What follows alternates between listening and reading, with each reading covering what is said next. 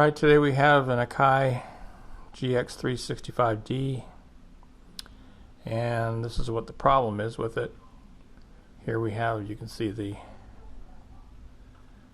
motor spinning. Fast forward works fine. Stop works. Forward, nothing happens. Reverse, wait for it to engage. Engages, nothing happens. Take up wheel here isn't spinning. Rewind isn't working. Put it up to a quicker speed. Nothing. Reverse, wait for it to engage. Engages. This wheel's stuck. Alright, let's open it up and see what's going on. Okay, so first thing I notice in here, we've got a belt that's loose, that's slipped off here. This belt here is slipped off of over here. The other thing that I'm seeing, look at all this grease up here. This grease is frozen.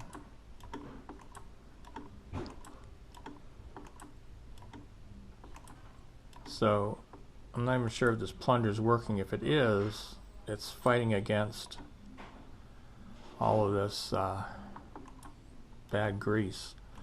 So I'm going to go ahead and take this grease off of here and then see where we're at. Okay, so this is what I'm seeing so far here. Let's turn it on. Alright, this belt that goes to the reverse set is broken. It's no big deal. We can get another one. Here it is here. This belt seems to be loose, but it's working. That's the belt for the counter. And then the main belt that drives the drive wheel here, that's working. Alright, so fast forward it.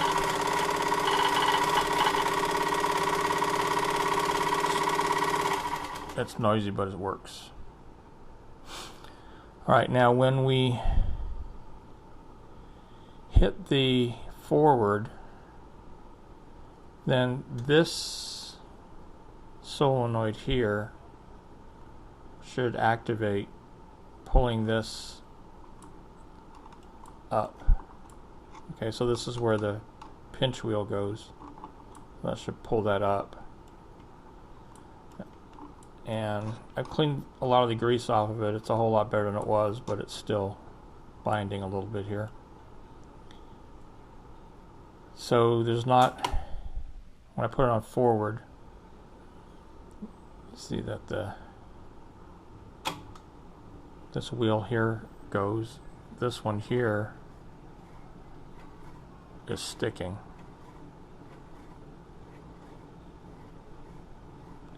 But when I put it on fast forward, it has no problem. So I don't think that the motor's burnt out.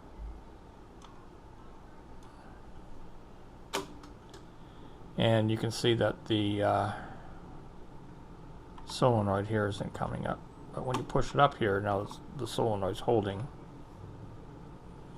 And when you stop it, the solenoid lets go. So it's telling me that the coils in the solenoid probably are good. It's probably just all gummed up underneath. So what I'm going to have to do is go ahead and open this up more and see what else is down there. Okay, I just want to show you when I'm taking out this these screws on the bottom to remove the you can see the corrosion on there. Let's see what this one looks like. So this probably did at one time get wet. Okay, so taken the solenoid out, and I'm going to try to see if it will pull it in.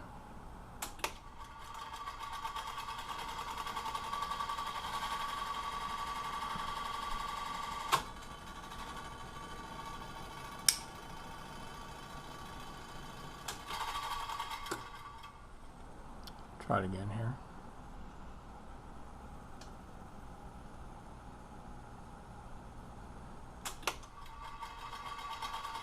So I don't think there's enough current getting to this. No, I pulled it that time.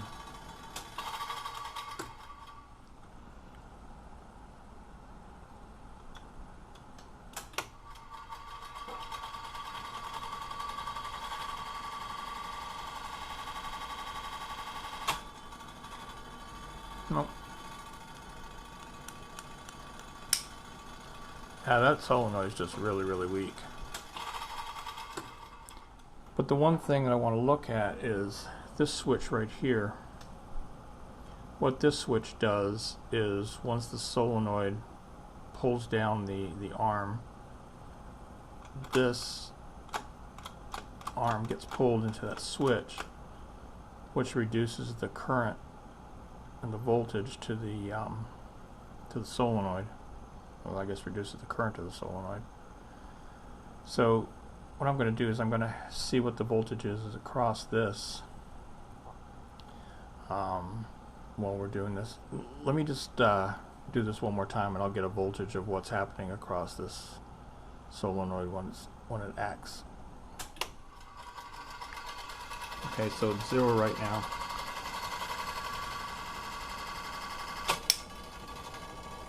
And it's about 20 volts. That seems pretty low.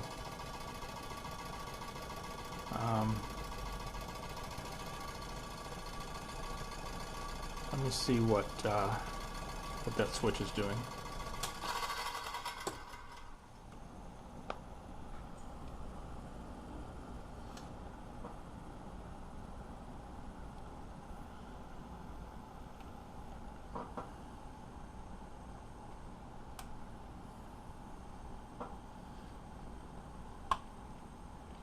Okay, so here we are across the switch. 0 volts, 0 volts.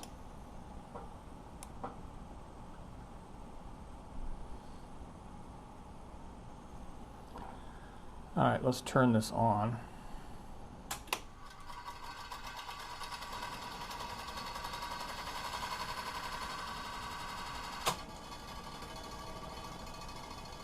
Okay, we've got 94 volts across that switch. Let me go ahead and activate it and see what happens here. Nothing's really happening. Nice, there we're down to 24. There's 94, which is what it should be, because it should be shunting most of the voltage across, but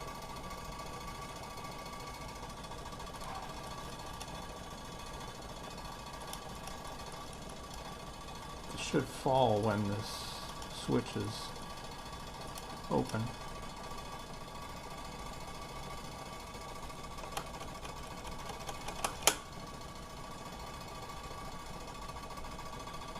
Alright, so this switch might be bad.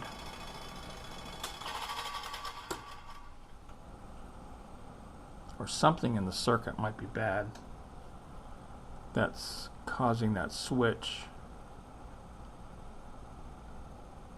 pretty much to draw voltage from this solenoid, so the solenoid is not engaging fully.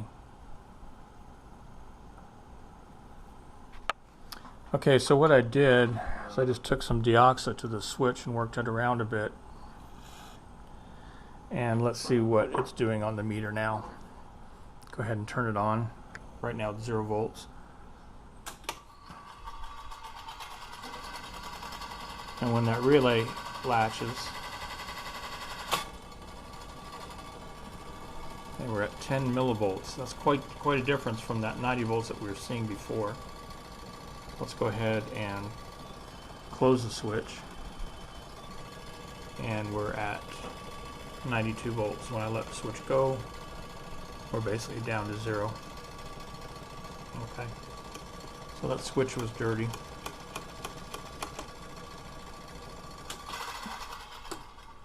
Alright, let's see what this does to the solenoid.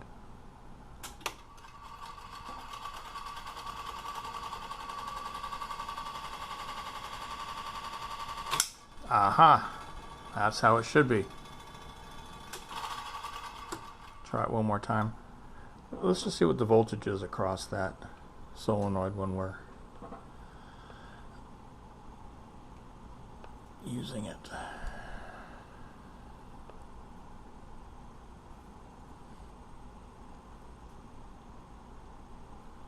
Alright, here we go.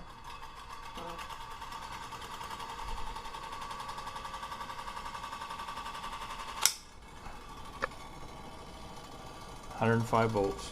There you go. If you remember, before it was 20 volts. Now we've got 105 volts going across this. And when we activate that micro switch, we're down to 22 volts, so it doesn't burn up the relay. Perfect. Alright, this is looking a whole lot better now.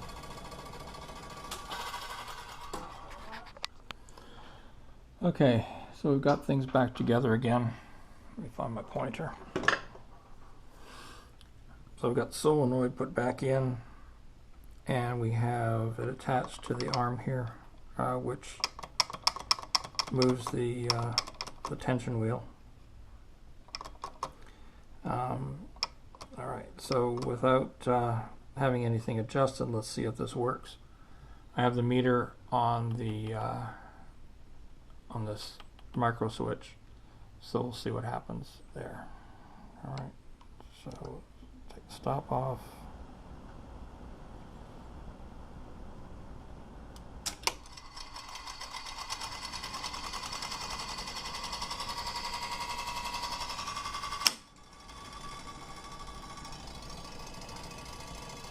You see we've got 95 volts on the across the micro switch.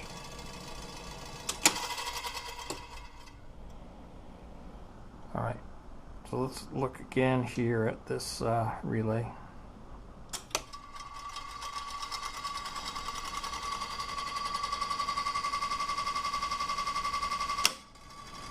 The relay is actuating.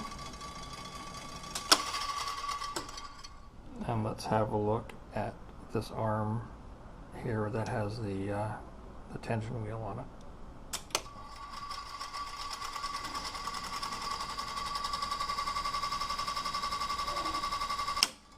And that snaps up into position. Okay, good, excellent. On to the next problem.